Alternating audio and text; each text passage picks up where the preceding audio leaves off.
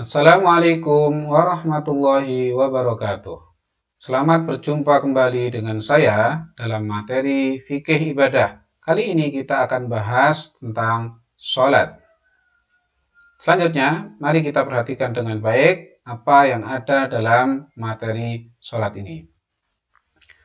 Pengertian dari sholat. Secara etimologi, sholat memiliki makna yaitu doa.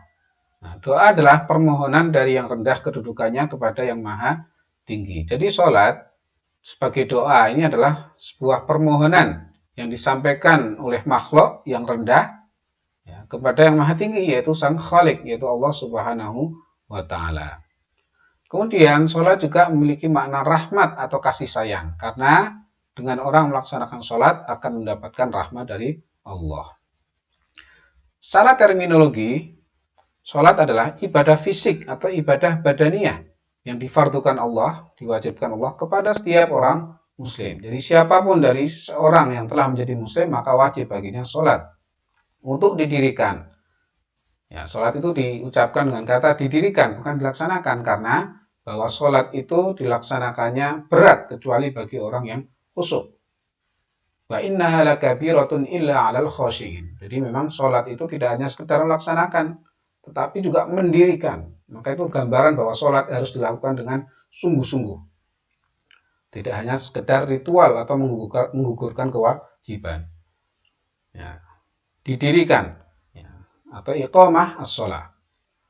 Yang dalam sehari dan semalam, artinya jumlah pelaksanaan sholat itu adalah sebanyak 5 kali. Ya, dilakukan, ya, didirikan sholat itu sebanyak 5 kali. Ya, dalam sehari semalam, artinya telah ditetapkan. Ya, inna sholata kanat 'alal mu'minina kitaban mawquta. Bahwasanya sesungguhnya sholat itu ya, bagi orang mukmin telah ditetapkan waktu-waktunya, sehingga tidak sembarangan kita melaksanakan sholat seenaknya. Ya, semua ada waktu, ada batasannya. Dan ibadah yang mengandung unsur akwal atau perkataan atau bacaan. Ya, karena dalam sholat ada akwal, yaitu bacaan-bacaan, mulai dari Allahu Akbar, ya, bacaan Al-Fatihah, surat pendek, kemudian doa-doa yang lain. Dan af'al mengandung unsur perbuatan, yaitu gerakan-gerakan mulai dari takbiratul ihram, bersedekap, ya, kemudian rukuk, sujud, duduk, tasyahud, dan lain sebagainya. Ya, perbuatan yang disebut dengan makhsusah karena telah diajarkan oleh Rasul. Yang dibuka dengan takbir. Ya, sholat selalu diawali dengan takbir, yaitu membesarkan nama Allah, takbiratul ihram. Ya, serta diakhiri dengan salam. Ya, karena yang menutup dari sholat ini adalah salam. Ya, maka disebut dengan ibadah khusus. Diawali dengan takbir, ditutup dengan salam. Kalau belum salam, maka belum selesai. Nah, dalil-dalil dari perintah sholat. Ya, sangat banyak, diantaranya di Al-Quran, surat An-Nisa, surat 4, ayat 103. Allah Subhanahu wa Ta'ala berfirman, فَإِذَا قَضَيْتُمُ الصَّلَاةَ فَاذْكُرُوا اللَّهَ قِيَامًا وَقُعُودًا وَعَلَى جُنُوبِكُمْ فَإِذَا اطْمَأْنَنْتُمْ فَأَقِيمُوا الصَّلَاةَ إِنَّ الصَّلَاةَ كَانَتْ عَلَى الْمُؤْمِنِينَ كِتَابًا مَوْقُوتًا. Fa'idha qadaytumus shalah, apabila kalian telah melaksanakan salat, fadhkurullaha qiyaman wa qu'uda wa 'ala junubikum, maka ingatlah Allah baik dalam keadaan berdiri, wa qu'uda maupun dalam keadaan duduk, wa 'ala junubikum atau di atas pembaringanmu. Fa'idha tma'nantum, apabila kalian telah menenangkan diri, faqimus shalah, maka dirikanlah salat. Inna sholata kanat 'alal mu'minina kitaban mawquta. Sesungguhnya salat itu atas orang-orang mukmin kitaban mawquta, ya, telah ditetapkan waktu-waktunya. Inilah tadi, sehingga sholat wajib itu adalah 5 waktu dalam sehari semalam yang ditetapkan waktu-waktunya. Kemudian wa aqimus shalah, ya, dalam surat Al-Baqarah surat kedua ayat 110, wa aqimus sholata wa atuz zakah. Wa ma tuqaddimu li anfusikum min khairin tajiduhu 'indallah. Innallaha bima ta'maluna basir. Wa aqimus shalah, dan dirikanlah salat, wa atuz zakah, dan tunaikanlah zakat. Wa ma tuqaddimu li anfusikum, dan apa saja yang kamu persembahkan untuk dirimu, min khairin, dari suatu kebaikan, tajiduhu 'indallah, maka kalian akan mendapatinya di sisi Allah. Innallaha bima ta'maluna basir. Sungguhnya Allah terhadap apa yang kalian kerjakan maha melihat. Nah, inilah dasar sholat. Ya, seluruh perintah dalam sholat ya, disampaikan dengan kata aqimus sholah, yaitu mendirikan. Kemudian di Quran surat Thaha surat ke-20 ayat 14. Innani anallah la ilaha illa ana fa'budni wa aqimis sholata li dzikri. Sesungguhnya aku adalah Allah, tidak ada ilah, tidak ada Tuhan kecuali aku. Fa'budni, maka sembahlah aku, wa aqimis sholah, dan dirikanlah sholat li dzikri, untuk mengingatku. Nah, ayat ini sebenarnya bercerita terkait dengan Nabi Musa. Ya, artinya bahwa sholat tidak hanya kewajiban yang diberikan kepada umat Nabi Muhammad, tetapi juga umat-umat sebelum Nabi Muhammad, ya, seperti umat Nabi Musa, Nabi Ibrahim, mereka juga sudah diperintahkan mendirikan sholat. Hanya saja jumlah rakaat dan waktunya yang berbeda, sebagaimana dijelaskan dalam beberapa hadis seperti hadis Isra, bahkan ayat-ayat Al-Quran terkait dengan perintah sholat kepada Nabi Ibrahim. Wa idh yarfa'u Ibrahimul qawa'ida minal baiti wa Ismail rabbana taqabbal minna innaka antas samiul alim. Ya, dalam ayat itu diperintahkan Nabi Ibrahim dan Ismail untuk mendirikan bangunan Ka'bah. Ya, di mana fungsi dari Ka'bah itu adalah untuk kiblat. Ya, kiblat ketika mendirikan sholat. Artinya perintah sholat juga sudah ada sejak zaman Nabi Ibrahim. Karena itu doa Nabi Ibrahim kepada anak-anaknya, Rabbi ja'alni muqimas sholah wa min dzurriyyati rabbana wa taqabbal du'a. Ya, Rabbi ja'alni muqimas sholah. Ya Tuhanku, jadikanlah kami, ya, aku dan anak turunanku atau anak cucuku orang-orang yang mendirikan sholat. Rabbana wa taqabbal du'a, dan kabulkanlah doa kami. Maka semua orang tua ya diperintahkan untuk meneladani Nabi Ibrahim agar memerintahkan anak-anak keluarganya mendirikan sholat sebagaimana Nabi Ibrahim. Kemudian juga perintah sholat yang tercantum dalam hadis Rasul Shallallahu Alaihi Wasallam. An Abi Abdurrahman Abdullah ibn Umar ibn al-Khattab radhiyallahu anhuma qala sami'tu Rasulullah sallallahu alaihi wasallam yaqul buniyal Islam ala khamsin syahadati an la ilaha illallah wa anna Muhammadar Rasulullah wa iqamis shalah wa ita'iz zakah wa hajjil bait wa shaumi Ramadan. Rawahu Bukhari wa Muslim. Dari Abi Abdurrahman Abdullah ibn Umar ibn al-Khattab radhiyallahu anhuma, semoga Allah meridai keduanya. Qal, berkata, sami'tu Rasulullah sallallahu alaihi wasallam, aku mendengar Rasul sallallahu alaihi wasallam yaqul, bersabda, Bunyal Islamu ala khamsin. Islam itu dibangun atas 5, yaitu 5 rukun. Syahadati an la ilaha illallah, yaitu yang pertama adalah bersaksi an la ilaha illallah, bahwa tidak ada ilah, tidak ada Tuhan kecuali Allah, wa anna Muhammadar Rasulullah, nah, bahwa Muhammad adalah utusan Allah atau Rasulullah. Wa iqamis shalah, dan mendirikan salat. Wa ita'iz zakah, menunaikan zakat. Wa hajjil bait, dan menunaikan ibadah haji. Wa shaumi Ramadan, dan puasa Ramadan. Nah, dalam hal ini salat menjadi bagian dari rukun Islam, yaitu rukun kedua setelah syahadatain. Ya, sehingga siapa yang tidak melaksanakan salat berarti dia telah menggugurkan salah satu dari rukun Islam. Nah, ditujukan pada siapa perintah sholat ini? Ya, pertama adalah orang yang beriman. Nah, syarat orang mendirikan sholat adalah harus beriman. Ya, iman kepada Allah, pada malaikat, pada nabi dan rasul, pada kitab-kitab. Ya. Kemudian hari akhir, qada dan qadar, ya, yang menjadi rukun iman itu, ya, itu adalah syarat mutlak orang untuk mendirikan sholat. Ya, karena yang membedakan antara muslim atau mukmin dengan kafir adalah sholat. Maka orang yang tidak sholat tidak beriman. Nah, setiap orang yang berakal, nah mereka yang berakal, yang tidak gila, tidak stres, ya, maka harus sholat. Kemudian juga masuk dalam kategori berakal adalah orang yang memiliki kesadaran, artinya sadar, tidak dalam kondisi pingsan, tidak sedang tidur lelap. Nah, kalau tidur kemudian ada saudaranya, ya, maka hendaknya dibangunkan kalau memang itu waktu sholat. Orang yang juga tidak tidur, nah ini masuk bagian dari orang yang memiliki kesadaran. Ya. Maka kalau orang ketiduran, ya, kemudian tertinggal sholatnya, maka tidak berdosa, tetapi harus segera, ya, melaksanakan kalau masih dalam waktunya, ya, atau qadha sholatnya. Nah, siapapun yang telah sampai baginya dakwah, ya, apabila telah sampai dakwah, ya, kemudian disampaikan tentang wajibnya perintah sholat, maka orang itu harus sholat.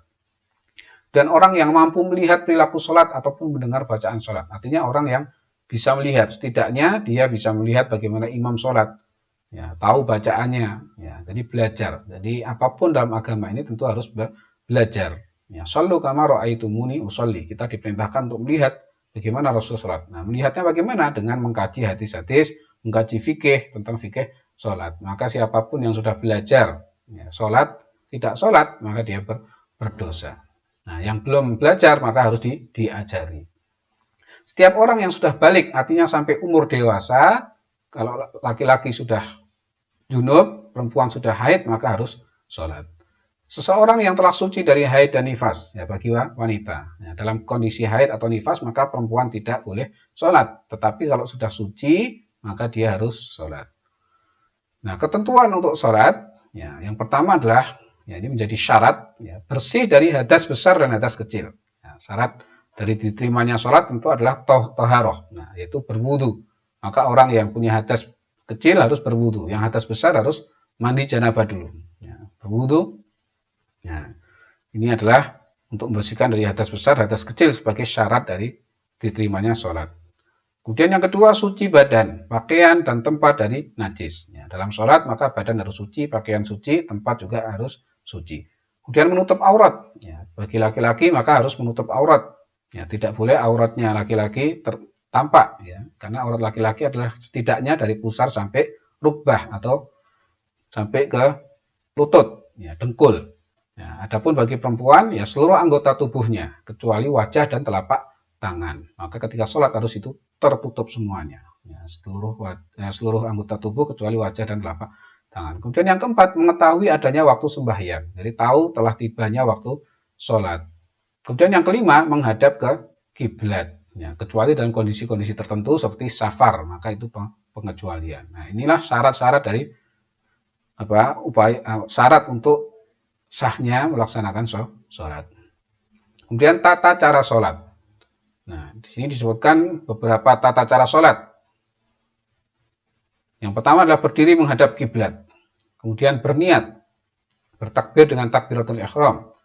Mengangkat kedua tangan saat takbiratul ihram. Ya, meletakkan dua tangan, yaitu bersedekap. Kemudian membaca doa iftitah. Membaca ta'awud.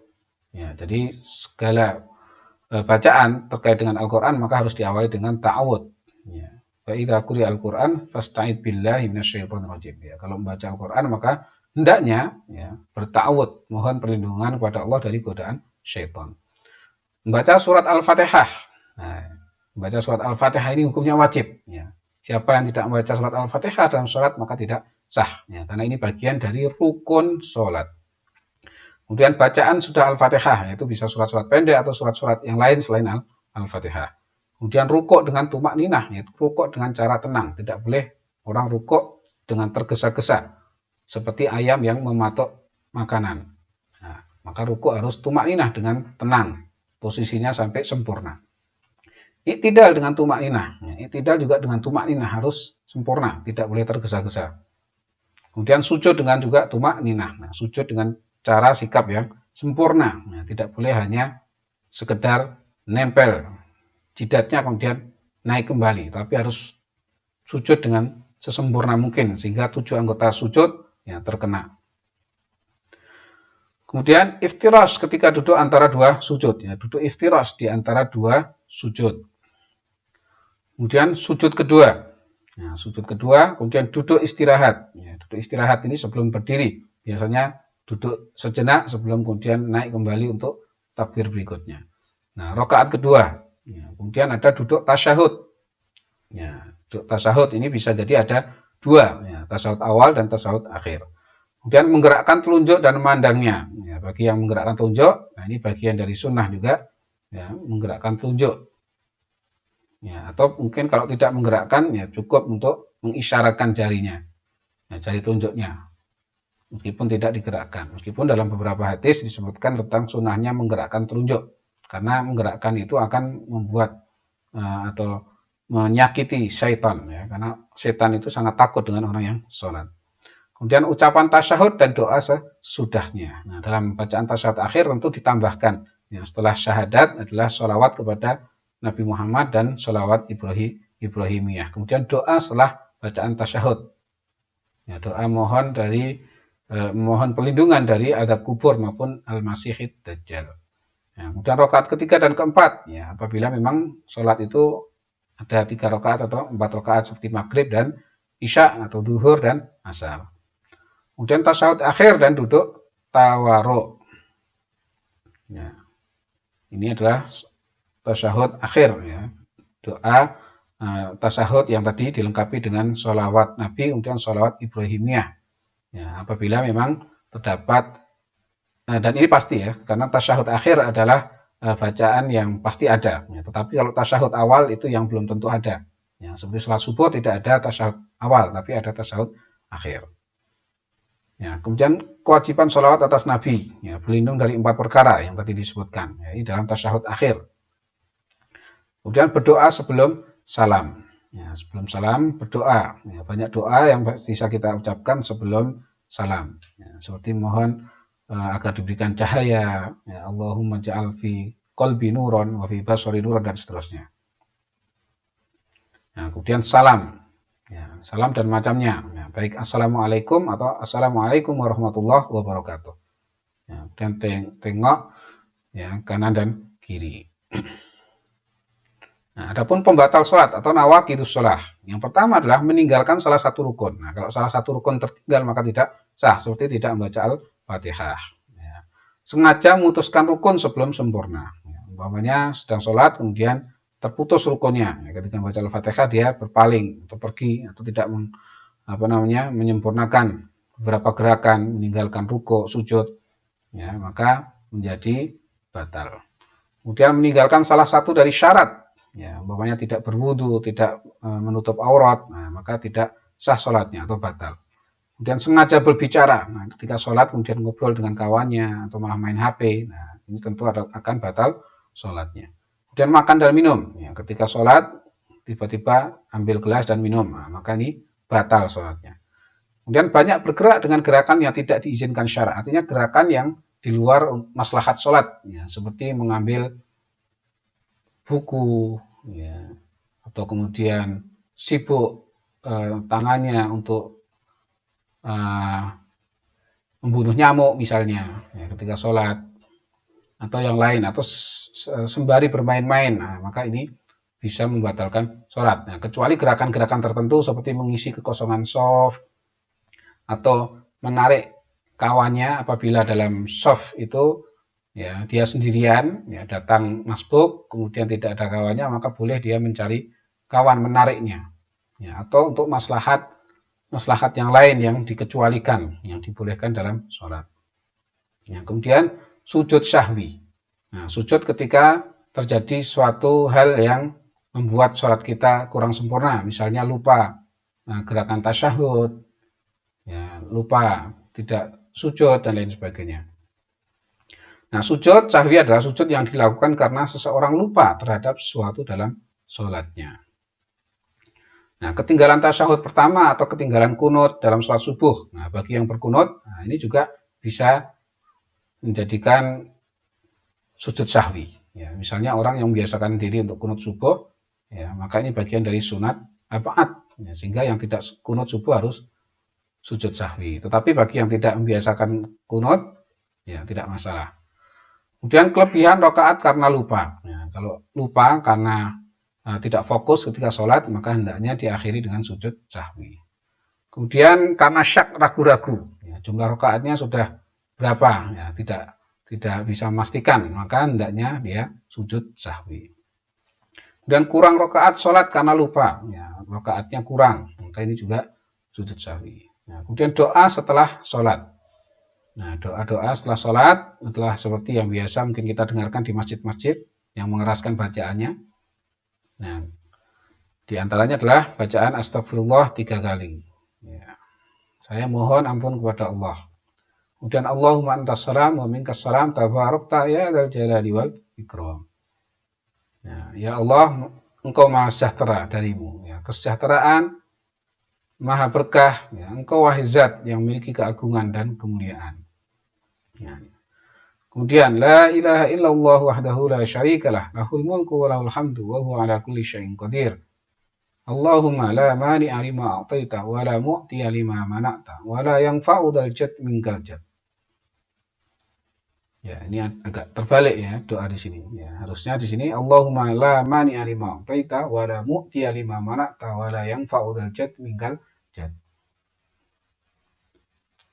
La ilaha illallah ya, wa la na'budu illa iyyah lahu nikmah wa lahul fadl wa lahu sana'al hasan mukhlisina lahuddin walau karihal kafirun. Nah, lengkapnya demikian.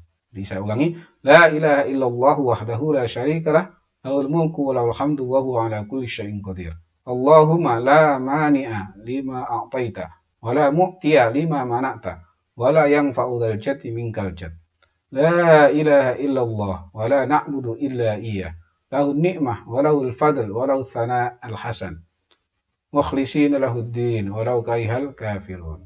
Nah, inilah doa ya, sesudah sholat.